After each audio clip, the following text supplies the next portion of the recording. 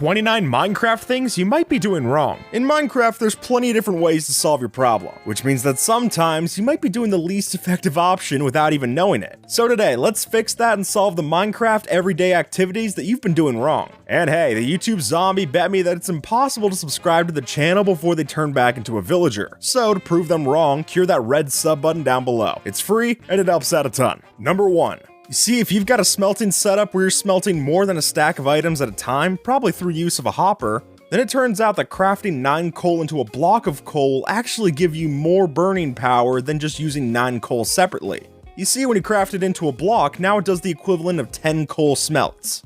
Meaning that for big smelting jobs, it's the way to go. But if you're just doing a few items here and there, then it's really just best to use regular coal split up. Number 2. This is one I'm personally guilty of, and lately I've been trying to cut back. You see, even though chests are a staple of Minecraft storage, as it turns out, in most cases, they might not be the best option. As it stands, most of the time, barrels are just a much better option to use. They're more efficient for resources, and more importantly, they're gonna save you from a ton of lag down the road. Basically, whenever possible, chuck out the chest and just stick to barrels for your options. Number 3. Zombie gold farms are a huge help to have in Minecraft survival. But while the rest of the items that you get are easy to sort, you are going to get a lot of golden swords coming up into your chests. And after your first double chest full of broken golden swords, you're probably just wanting to trash the things. But not too fast, because it actually turns out that you can smelt the golden sword and get an extra nugget out of it. And sure enough, after a while, that extra gold is going to add up. Number 4. Everyone knows that when you start up a new world, the wooden tools that you make at the beginning are quickly going to be outclassed. And while that's to be expected, you shouldn't just throw away those duds as soon as they're done for. You see, when you're starting out, any resources that you have are a hot commodity. If you're not using your mostly broken wooden tools to smelt up other things in a furnace, then you're doing it wrong. And plus, it's a bit more of a sentimental send-off than just throwing the things into a ditch. Number 5. When digging a staircase in Minecraft, I think a lot of us tend to think a little too short-term. Because sure, mining a 2-block tall staircase on the way down to the mines is fine, but as soon as you try to get back up that staircase, you're going to hit your head on every single one of those ceiling blocks. You don't have to do anything fancy, just an extra block or two can make it way less painful to go down into your mines. Trust me, your noggin will thank you for it. Number 6. Now I get it, math isn't on any of our priority lists, but sometimes when you manage to crunch the numbers, you can actually save yourself some resources. For example, if you're ever going about just smelting 1 log as fuel, you're doing it wrong. If you just turn that 1 log in a crafting table into 4 planks, now all of a sudden you're doing a 4 times return on what you would normally smelt. And plus, it's just fun to get quadruple the results for minimal effort. Number 7. Nether gold has gained a lot of popularity for its use in piglin bartering. So if you're trying to round up some more cash to make it rain on Porky Pig, then this is definitely the best way to go about it. You see, when you mine nether gold ore with a fortune pickaxe, you're just gonna get a handful of nuggets. Instead, you should always use silk touch on this ore and then smelt the ore down for a single ingot. So you can just trade this directly to the piglins and walk away with your rewards, simple as that. Number 8. Lighting up caves while you're mining is obviously a good idea, but in specific situations, you might be placing your torches wrong. Because obviously, the worst scenario that we want to avoid is that you place your torches on the ground, you go to mine that diamond ore, and all of a sudden, all this water splashes into your face. Just like that, your torches are wiped clean, and now you can't see your way back up to the surface. Rather, if you place your torches on the walls, then you can avoid a lot of that same hassle. Number 9. Look, when you're playing in harder difficulties, then a lot of times spawners seem like more trouble than they're worth. But then the problem becomes after I've gone through all of that, when I want to actually make a farm, I have to go find a new spawner. Even though in the moment it might be a hassle to go in and deactivate one of these spawners on the spot, the EXP and items that you're going to get after the fact definitely make up for it. So in the future, let's just try to think about the long term and maybe use torches for these going forward. Number 10. I'm sure we've all heard from our parents time and time again to pick up after our mess. But who would have thought that advice would be so applicable in Minecraft? As you can see, if you leave around too many items in the ground, especially when you're mining in a cave, then all it takes is just one zombie to walk over, pick up an item, and now it's not going to despawn. This can become quite a large problem if you have this happening over and over again. Maybe just get rid of the item with a flint and steel. Number 11. Now folks, it's a real pain in the brain when you're getting ready to start a big building project, you go and check your chests, and all of a sudden you're coming up short on things like stone and cobble. Now I'll fully admit they're not the most valuable materials in Minecraft. Far from it. but they're almost essential when it comes to these types of builds. So in the future, when you're branch mining or digging through with a Haste 2 beacon, you might want to store a couple of these blocks. Number 12. When building in Minecraft, stairs can be a great item to use to add depth to your bases. So if you're making a lot of them and you're using a crafting table, you're doing it wrong. This one mostly applies to people who've been playing Minecraft since before the stone cutter was added in, because as soon as you see how many blocks this can save you when applicable, there really is no reason not to use this thing. And when you're crafting as many stairs as I do, it really does add up. So I'm glad to take my discounts when I can. Number 13. When you're getting ready to start a big project, most of us like to have little tiny base camps that we can refer back to.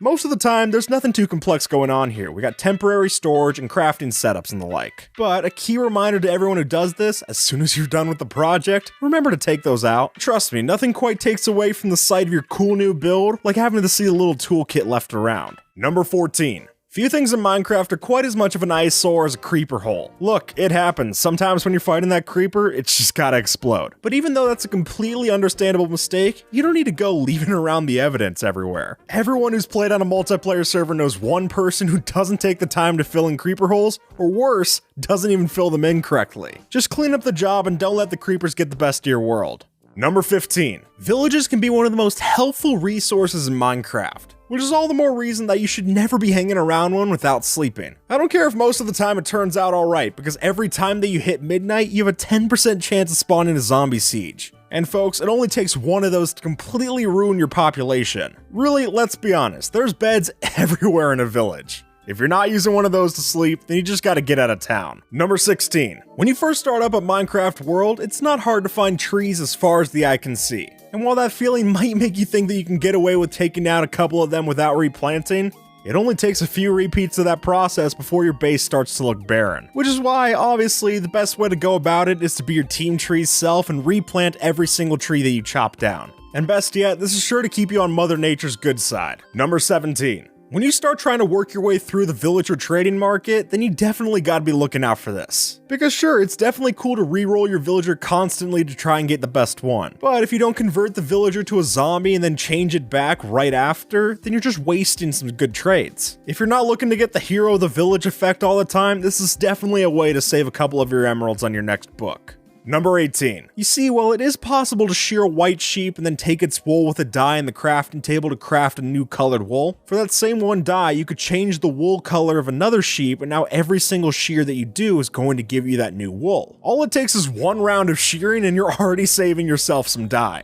Which, if you're not exactly full up on magenta or whatever, is definitely a helpful cause. Number 19. While most players know to use critical hits in PvP, they still can do a fair amount of damage when you're doing it just against mobs. For example, take this pillager mob. If we use a netherite sword normally, we can kill the thing in 3 hits. But if we use critical stabs instead, then we're getting the job done in 2. Just like that, you'll be saving yourself time and durability, which are both things I think we'd all love to have. Number 20. Laying out a redstone contraption can be tough work. And nothing kills the pride of putting in all that hard work just to have it be broken because you placed it on a regular ground block. You see, if you're doing your redstone on a naturally occurring block, then it's just going to be a recipe for confusion. So instead, just color code your contraption, which in turn makes the redstone even easier to fix, as now you can just look at one part instead of the whole thing. Number 21. Brewing up potions can sometimes feel like a chore. However, there are some situations where you just gotta bring one of these pals along. For example, if you're someone who in the overworld always carries around a water bucket in their hotbar, then when you go to the nether, you should always change that out for a fire resistance potion. Knowing what potion to bring in when can be a huge help when you're going around your Minecraft world. And more importantly so, it can get you out of danger when you need to. Number 22. Potions of harming can do some real damage, but if you're making your set with a potion of healing, you might want to reconsider. You see, this potion can be brewed from either a potion of healing or one of poison. And if we compare the ingredients, the gold necessary for the glistering melon is much more useful elsewhere than the spider eye alternative. Since spider eyes are only useful for brewing, I think you'll be much happier to make your death potions this way and save those gold doubloons for a better investment. Number 23.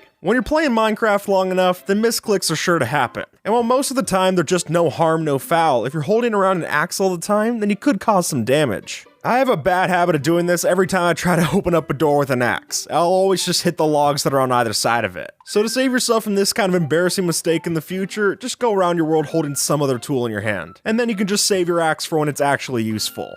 Number 24. Fishing in Minecraft is a pastime that's sure to take a while. So if you're looking to save yourself some of that tedium, then you should never be fishing in a spot that doesn't allow for the rain bonus. As some of you might know, if you actually fish in a spot while it's raining in open air, then you're actually able to get a bit of extra points when you're fishing. So really, if you find yourself constantly casting a line down in the dark, then you should take your fishing rod, move it out into the open air, and expect to reap the rewards. Number 25. Every now and then, you run a little low on a resource like clay, and now you gotta go dig at the bottom of a lake. And even though the amount that you need might be pretty small, you should never be digging underwater without an air pocket, or aqua affinity. Mining while you're submerged takes 5 times longer than doing it regularly, which is a significant difference, and if you're mining multiple blocks at a time, it really adds up fast. So if you don't have enough levels for aqua affinity, then at the very least, plot out the time to give yourself an air pocket. Number 26. The way that leveling up in Minecraft works is that it takes progressively more and more EXP to get to the next level. That's why, folks, there's very little reason to ever go too far past level 30. For one, like we said, a lot of that new XP is getting wasted the higher and higher that you're going. But it also means that after you die, you could lose all of those levels for nothing. And since Minecraft anvils have a level limit, then it seems like even Mojang doesn't want you to go too high over that cap. Just hit level 30 and cash out. Number 27. Stockpiling the Eyes of Ender to both find and fix the end portal is a lot of work. And it'll definitely turn your day sour if you finally find that portal and you don't have enough eyes to actually fill it up. Which is why, folks, when you're on the search for the portal, you should never be constantly using the Eyes of Ender. Each time that you're casting one of those out, you're just rolling the dice that it's gonna break. Just stick to minimalism, and that'll really be all you need. Number 28.